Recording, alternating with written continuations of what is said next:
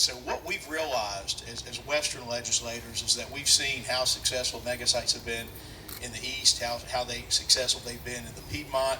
If you look at what's happening out in Chatham County and look what's happening in Randolph and Guilford, those are pretty well full now. There's one down in Edgecombe County that's not being used, but we really didn't have a megasite in Western North Carolina.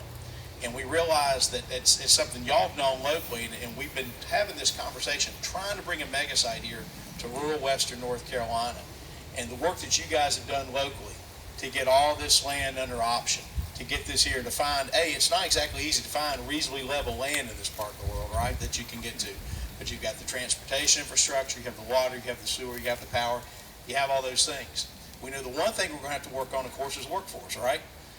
Which is why if you look at this year's budget that we all passed and all of us here supported, you've seen a record amount invested in workforce, whether it's through community colleges, whether it's through readiness training, money for the university system, money to enhance K-12, and then of course a number of ombudsman programs to partner with industry when it comes to training, when it comes to identifying prospects for jobs early on.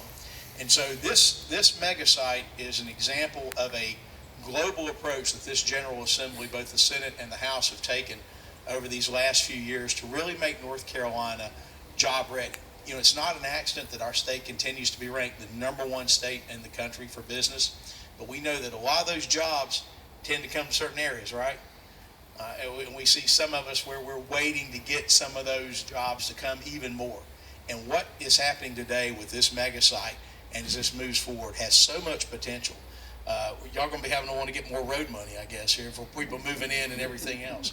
But I did think it was important that you hear from your local legislators, because these guys really leaned in. While there's a lot of money in Raleigh, it doesn't just fall off the trees like these leaves are doing right now.